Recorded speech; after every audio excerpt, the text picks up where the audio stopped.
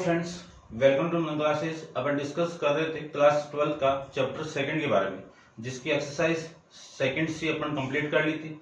इस वीडियो में अपन डिस्कस करेंगे सेकंड डी के इंट्रोडक्शन के बारे में। तो आपकी जो फर्स्ट हेडिंग है वो है टाइप्स ऑफ फंक्शन। तो देखिए टाइप ऑफ फंक्शन के अंदर कितने टाइप के फंक्शन आपके होते हैं। फर्स्ट फंक्शन आपका होगा वन वन फंक्शन।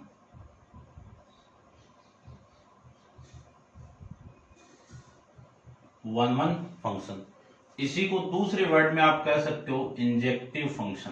क्या कह सकते हो? Injective function. ठीक है, इसको इंजेक्टिव लिख दिया मैंने। फिर सेकंड फंक्शन आएगा मैनी वन फंक्शन। कौन सा आएगा? Many one function.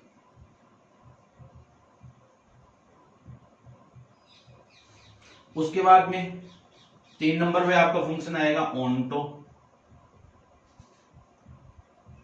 Onto function.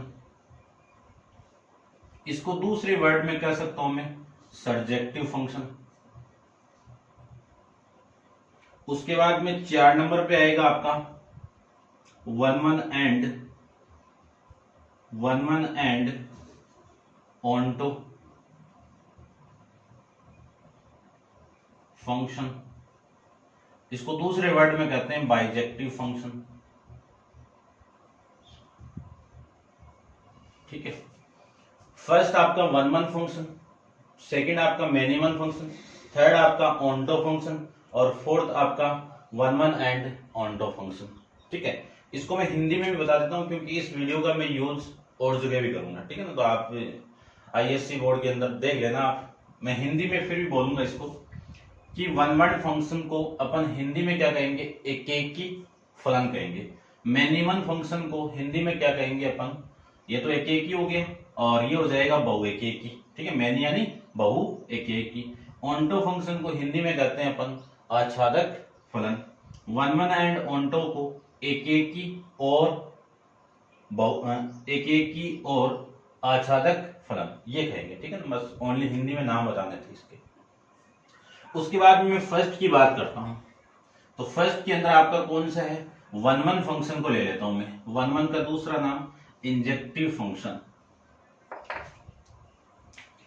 1 number पे डिस्कस करेंगे अपन वन वन, या फिर आप इसको कह सकते हो इंजेक्टिव फंक्शन।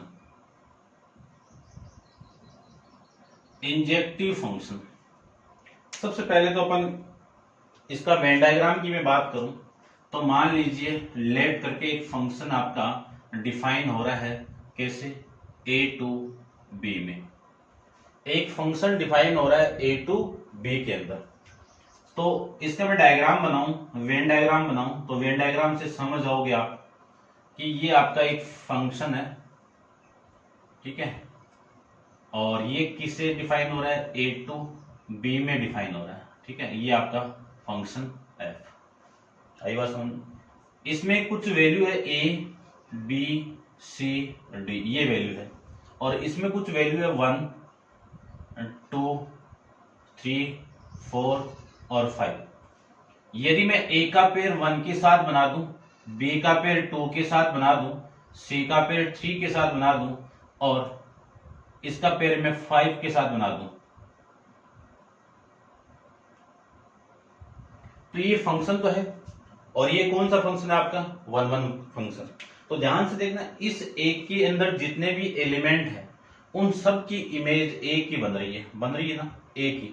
ठीक है, लेकिन इस को डोमेन के अंदर जो रेंज की वैल्यू है उसमें ये जो 4 है ये काउंट नहीं हो रहा है। तो इस बी के अंदर एक एलिमेंट छोड़ के इन सब का मैं क्या बना दूं? एक एक इमेज बना दूं, तो वो कौन सा फंक्शन होगा? वन वन एंड, या फिर कह सकते हो आप इंजेक्टिव फंक्शन। ठीक है, ये तो था अपन ग्राफिकली अपन इसको रिप्रेजेंट कैसे करेंगे, वेन डायग्राम से अपन इसको रिप्रेजेंट करेंगे। इसकी डेफिनेशन क्या होगी? डेफिनेशन यहाँ पे होगी कि एक ही सारे एलिमेंट की ओनली वन इमेज इधर हो, वो कौन सा फंक्शन आएगा? आपका वन वन फंक्शन आएगा। बट इसमें को डोमेन की वैल्यू रेंज के इक्वल नहीं है, तब ये फंक्शन आपका कौन सा होगा? वन वन होगा। अब बात करते हैं कि इसको मैथमेटिकली अपन कैसे प्रूव करेंगे। तो आपको मैथमेटिकली आपको इसमें प्रूव करना है कि मान लीजिए कोई फंक्शन आपका a टू b में डिफाइन हो रहा है, ठीक है, और इसमें कुछ वैल्यू ले लेता हूं मैं कि x1, x2 बिलोंग कर रहा है a के अंदर, तब आपकी जो वैल्यू है, ऐसे बोल दूं कि x1, क्या बोल दूं, ऐसे बोल दो, या फिर कि f of x1 not equal to f of x2। उस कंडीशन में x1 किसके इक्वल नहीं होगा, x2 के इक्वल नहीं होगा। या दूसरे केस में ये कह सकता हूं कि f ऑफ x1 इक्वल है किसके, f ऑफ x2 के। उस कंडीशन में क्या इक्वल होगा, x1 x2 के इक्वल होगा। ये आप इसको कर सकते हो, ठीक है। इनकी जगह मैं x एंड y भी कर सकता हूं कि f ऑफ x किसके इक्वल है, f ऑफ y के इक्वल है। तो इसको मैं क्या लिख सकता हूं, x इक्वल टू वाई भी। लेकिन अपन क्वेश्चन मैं आपको ऐसे बताऊंगा, ठीक है, ध्यान रखना। तो इसको तो रब कर देता हूं मैं, ऐसे अपन मैथमेटिक्स इसको क्या करेंगे, प्रूव करके रिप्रेजेंट करेंगे। तो एक छोटा सा एग्जांपल मैं यहाँ पे ले लेता हूं कि आपका एग्जांपल बुक में देख लेना, कौन से एग्जांपल की बात करेंगे अपन।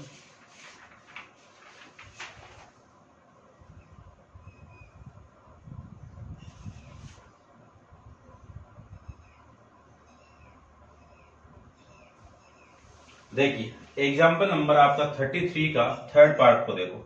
मान लीजिए कोई फंक्शन आपका r-3 2r में डिफाइन हो रहा है, और कैसे, f of x equal to 5x plus 7 upon x minus 3, और x belongs to r minus 3 की जो x की जो डोमेन है, यानी इस फंक्शन की जो डोमेन है वो r में से 3 माइनस, क्यों, इस r इक्वल टू 3 में यानी x इक्वल टू 3 पुट कर दूंगा तो इन्फिनाइट केस बन जाएगा, ठीक है, ध्यान रखना। मैंने यहाँ पे एक चीज और लिखी थी, आप रिवर्स करके देख लेना उसको। मैंने क्या किया था, इस x की वैल्यू y पुट कर दूं तो f ऑफ y होगा, f ऑफ y होगा तो आपकी वैल्यू कितनी, 5y प्लस 7 अपॉन में y माइनस 3, ये आ जाएगा। फिर इन दोनों को मैंने इक्वल किया था, f ऑफ x किसके इक्वल है, f ऑफ y। कब, जब 1 1 आपको प्रूव करना हो, उस कंडीशन में आपको ये कंडीशन लेनी पड़ेगी। किस कंडीशन के लिए, 4 1 1 के लिए, ठीक है। उसके बाद में देखो इस f ऑफ x की वैल्यू में पुट कर दूं तो 5x प्लस 7 अपॉन में x minus 3 equal to 5y plus 7 upon में x माइनस y माइनस 3। ये तो ये वैल्यू आ गई।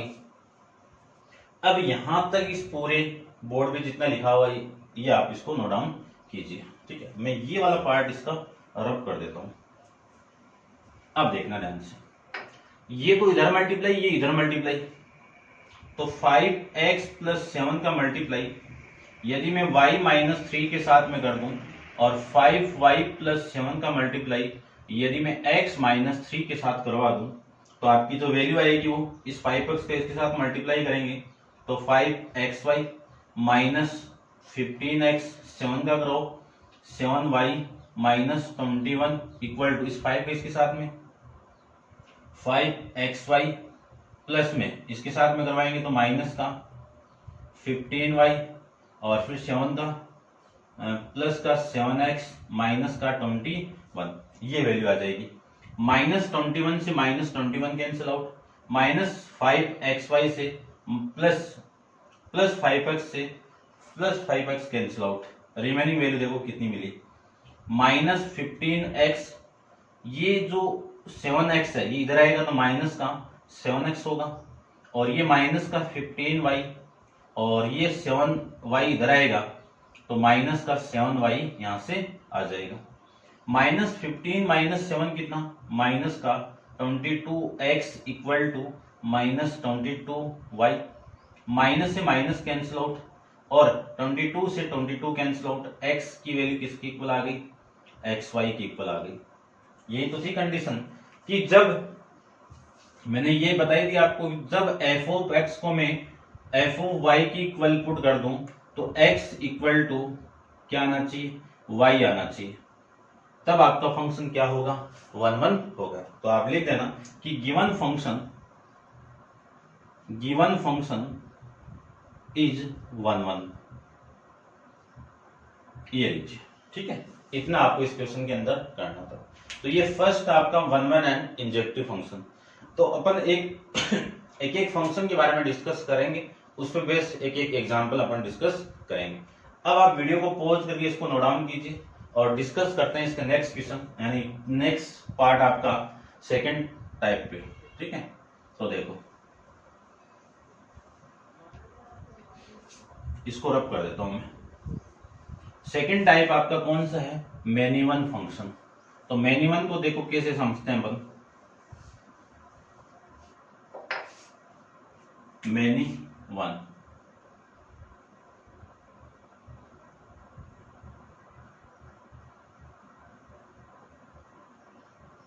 मैनी वन फंक्शन के अंदर मान लीजिए कोई फंक्शन आपको गिवन है a टू b में। ठीक है, तो ये तो आपका a सेट हो गया और यहां पे मैं इसको b सेट ले लेता हूं और ये फंक्शन आपका डिफाइन हो रहा है f। ठीक है, इसमें वैल्यू आपकी a b c d और इसमें वैल्यू है 1 और 2। यदि इस 1 इसका पेयर तो इसके साथ में, इसका पेयर इसके साथ में, इसका पेयर इसके साथ में और इस d का पेयर इसके साथ में। तो ध्यान से देखो, इन a b c की जो इमेज है वो एक ही पॉइंट मिल रहा है आपको 1। ठीक है, तो यदि इन तीनों यानी यहाँ पे a के अंदर जो एलिमेंट है उसमें 1 या मोर देन 1 यानी मोर देन 1 एलिमेंट की इमेज 1 मिले तो वो फंक्शन आपका कौन सा होगा, मैनी वन फंक्शन होगा। ठीक है, ये आपको ध्यान में रखना है। इसका वेंट ये आपका जो मैं बात करूं एरो डायग्राम ये होगा। अब मैथमेटिक्स टाइप से अपन इसको प्रूव कैसे करेंगे, मान लीजिए मैं ऐसे मान लूं कि कोई फंक्शन आपका a टू b में डिफाइन हो रहा है और इसमें कुछ वैल्यू है x1, x2 वो बिलोंग कर रही है कैपिटल A में। उस कंडीशन में यदि f of x1 equal to बना दूं मैं f ऑफ x2, ये कंडीशन आपकी किस में थी, मैंने 1 से पहले अपन 1 1 डिस्कस किया था उसमें भी थी। लेकिन यदि ये दोनों फंक्शन आपकी इक्वल है तब x1 इक्वल टू x2 आ जाए तब तो आपका फंक्शन कौन सा होगा, 1 1 होगा। और यदि नॉट इक्वल टू आ जाए तब फंक्शन कौन सा होगा, मैनी वन फंक्शन होगा। तो मैथमेटिकल टाइप से आप ऐसे समझ सकते हो मैनी वन फंक्शन होगा। ठीक है, या फिर मैं ऐसे बोलूं कि x, y ये दोनों बिलोंग कर जाए किसमें, a में, तब उस कंडीशन में f ऑफ x किसके इक्वल होगा, f ऑफ y के इक्वल होगा। तो x नॉट इक्वल टू ये y के इक्वल, तब आपका फंक्शन कौन सा होगा, मैनी वन फंक्शन होगा। ठीक है, मैथमेटिक्स कैसे प्रूव करते हैं अपन किया था अभी, बस लास्ट वाली वैल्यू ये नॉट इक्वल टू आपकी आनी चाहिए। तो ये था आपका फंक्शन मैनी वन फंक्शन के बारे में। अब अपन डिस्कस करते हैं इसका नेक्स्ट ऑन्टो फंक्शन पे। तो ऑन्टो देख लीजिए, इसको तो मैं रफ कर देता हूं, आप नोट डाउन कर लेना। डेफिनेशन एरो डायग्राम पे आपको पता चल रही होगी कि यदि एक एलिमेंट यानी सेट ए के बहुत सारे एलिमेंट की इमेज एक पॉइंट मिले तो वो कौन सा फंक्शन होगा, मैनी वन फंक्शन होगा। उसके बाद में थर्ड की मैं बात करूं ऑन्टो।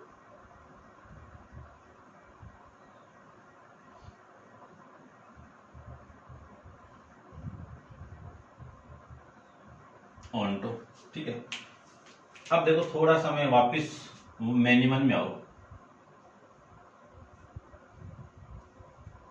ये ए, ये बी, ये सी और ये डी लिया था, ये 1, ये 2 ये लिया था मैंने। ठीक है ना, आप डायग्राम थोड़ा चेंज करना, इसका रिलेशन इसके साथ में, इसका रिलेशन इसके साथ में, कनेक्टिविटी, और इसका इसके साथ में। यहाँ पे एक 3 पॉइंट और छोड़ दीजिए। ठीक है ना, ये आप वापस इसमें 3 बना लीजिए पीछे वाले डायग्राम। क्यों, अब मैं आपको कंफर्म करवाऊंगा। देखो मैनी वन इमेज है, लेकिन यहाँ पे मैं बात करूं ऑन्टो की। ऑन्टो के अंदर मैं बात करूं तो ऑन्टो के अंदर आपका कोई फंक्शन डिफाइन हो रहा है ए टू बी के अंदर। ठीक है, तो ये तो ए हो गया, थोड़ा सा मैं इधर इसको बना लेता हूं।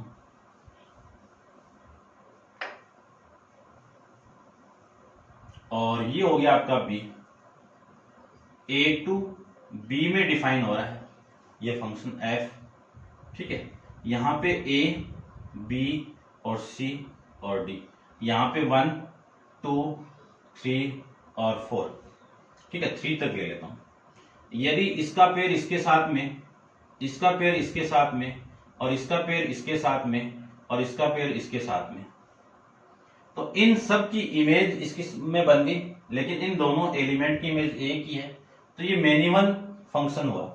लेकिन मैनिवन कब नहीं हुआ? यदि यहाँ पे एक एलिमेंट और बच गया, इसकी प्री इमेज इधर कुछ भी नहीं है, तब ये मैनिवन होगा। इसको मैं ये रब कर दूं, अब कौन सा होगा? ये ऑन्टो फंक्शन होगा, इसीलिए इसमें चेंज करवाया था मैंने आपको, ठीक है, समझ गए होंगे। लेकिन इसमें आपको माइंड में क्या रखनी है कि यहाँ पे जो रेंज होगी, जो रेंज होगी वो इक्वल होगी, किसके इक्वल होगी? कोडोमेन की इक्वल होगी। इनके बारे में अपन रिलेशन के अंदर पढ़ के आए हैं, डोमेन और रेंज और कोडोमेन के बारे में। ये आपको ऑन्टो फंक्शन के अंदर ध्यान में रखना है। बात करते हैं कि इसको मैथमेटिक्स टाइप से अपन इसको प्रूव कैसे करेंगे कि कोई फंक्शन गिवन है और वो फंक्शन आपका ऑन्टो फंक्शन है, ठीक है, क्योंकि वहां पे तो मैथमेटिक्स अपन प्रूव करना पड़ेगा। तो ये तो वेन डायग्राम हुआ, और ये इसमें एक कंडीशन अप्लाई होती है। ध्यान रखना कि जितने भी एलिमेंट है, कौन से? एक के जितने भी एलिमेंट है उन सब की इमेज इधर होनी चाहिए, लेकिन कब होनी चाहिए? कि इसकी जो रेंज है वो कोडोमेन की इक्वल आनी चाहिए। इसमें एक भी एलिमेंट आपका रिमेनिंग, यानी एक भी एलिमेंट की प्री इमेज नहीं, यानी बननी चाहिए सबकी, ठीक है ना। इधर मैं 4 बना दूं तो 4 की प्री इमेज इधर नहीं होगी। अब बात करते हैं कि मैथमेटिकल टाइप से अपन इस क्वेश्चन को कैसे सोल्व करेंगे। तो एग्जांपल देख लीजिए।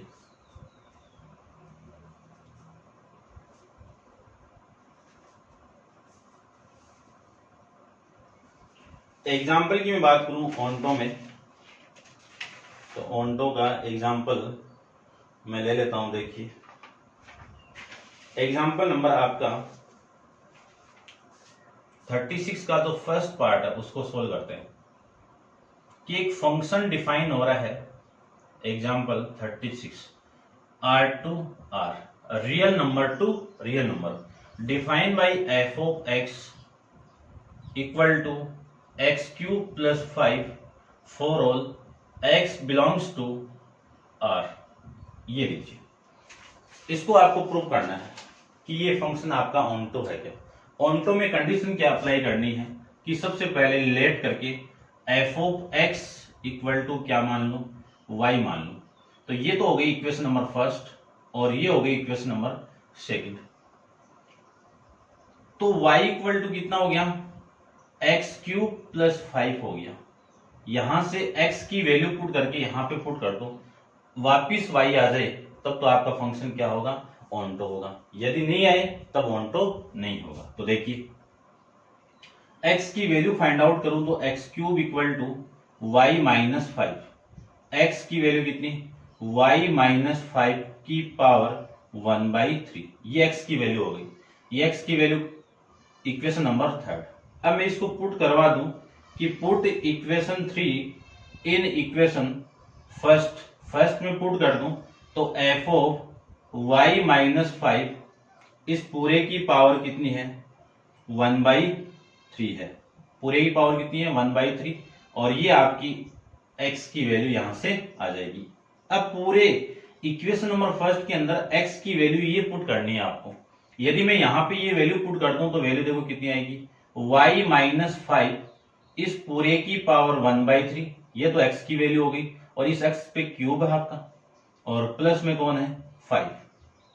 अब अपन जानते हैं कि 1/3 की पावर 3 है, तो ये पावर आपस में मल्टीप्लाई होकर कैंसिल आउट, तो y माइनस 5 प्लस में 5, ये इससे कैंसिल आउट, वैल्यू कितनी आ गई? y आ गई। क्या किया? सबसे पहले मैंने f ऑफ x को y की इक्वल पुट किया, इस y की इक्वल पुट करने के बाद यहां से x की वैल्यू फाइंड आउट की, इस x की वैल्यू यहां पे आप पुट करोगे तो अगेन y वैल्यू आ जाए, तब वो फंक्शन क्या होगा? आपका ऑन्टो फंक्शन होगा। ये आप एक्सप्रेशन किसी ऑन्टो फंक्शन की कि उसको अपन प्रूव कैसे करेंगे। अब आप इसको नोट डाउन कर लेना। ये इसका वेन डायग्राम था अकॉर्डिंग टू डेफिनेशन, और ये मैथमेटिक्स टाइप से अपन इसको प्रूफ कैसे करेंगे। ठीक है, उसके बाद में डिस्कस करते हैं अपन 1-1 एंड ऑन्टो के बारे में, 1-1 एंड ऑन्टो के बारे में। ठीक है, तो ये आपका हो गया। चलिए नेक्स्ट फंक्शन आपका आएगा यहाँ पे 1-1 एंड ऑन्टो।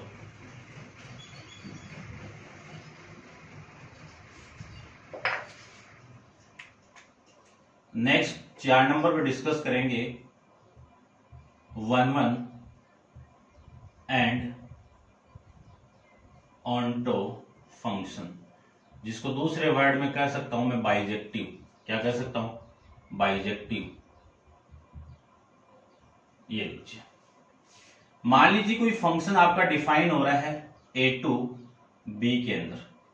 ठीक है, तो इनका मैं पेयर बनाऊं, यानी वेन एरो डायग्राम से मैं बनाऊं इसको। तो ये तो a वाला हो गया आपका, और ये वैल्यू हो गई आपकी b वाली। तो ये फंक्शन a टू b में डिफाइन हो रहा है। यहाँ पे पॉइंट आपका a था, ये b था, और ये c, ये d। यहाँ पे 1 2 3 4। देखो 1 का पेयर 1 के साथ में करवा दूं, b का पेयर 4 के साथ में करवा दें, c का पेयर 2 के साथ में करवा दें, और इस d का पेयर इसके साथ में करवा दें। तो a के जितने भी एलिमेंट हैं उन सब की इमेज 1-1 ही बन रही है, कि इन b के अंदर कोई भी ऐसा एलिमेंट नहीं है जिस एलिमेंट की प्री इमेज 2 मिले। तो ये फंक्शन आपका कौन सा हो गया? 1-1 हो गया। और इस फंक्शन के अंदर जो कोडोमेन की वैल्यू है वो सारी की सारी किसमें? रेंज के अंदर है। तो ये फंक्शन कौन सा हो जाएगा आपका? 1-1 भी होगा, और 1-1 हो जाए तो वो ये ऑन्टो भी होगा। ठीक है, ऐसे अपन एरो डायग्राम से समझ सकते हैं। आई बात समझ में? अब बात करते हैं कि इसको अपन मैथमेटिक टाइप से अपन प्रूव कैसे करेंगे कि ये फंक्शन आपका क्या है? 1-1 एंड ऑन्टो है। तो अपन पहले डिस्कस किया था 1-1 के बारे में, 1-1 फंक्शन के बारे में। तो कोई भी फंक्शन आपको गिवन है तो उसको सबसे पहले आप प्रूव कीजिए कि ये 1-1 है। यदि वो 1-1 हो जाए उसके बाद में आप प्रूव करो कि ये ऑन्टो भी है। यदि ऑन्टो और 1-1 दोनों हो जाए तो आप दोनों को मिला के आप क्या कह सकते हो कि वो given function is 1-1 and onto. दोनों को प्रूव किया हुआ है, वैसे आपको यहाँ पे प्रूव करना था। ठीक है, ऐसे आपको इस क्वेश्चन यानी टाइप्स ऑफ फंक्शन को समझना है विथ एरो डायग्राम से। डेफिनेशन क्या है? डेफिनेशन कोई नहीं पूछेगा, बस समझ में आना चाहिए आपको एरो डायग्राम इसका क्या होता है। यदि एरो डायग्राम आपको समझ लिया तो आपको कोई दिक्कत नहीं होगी। ठीक है, समझ गए होंगे। तो ये था आपका टाइप्स ऑफ फंक्शन। अब टाइप्स ऑफ फंक्शन पे बेस जो क्वेश्चन है वो डिस्कस करेंगे एक्सरसाइज 2D के बारे में, और डिस्कस कब करेंगे? इसका नेक्स्ट वीडियो के अंदर। तो आज के लिए इतना ही। Thank you.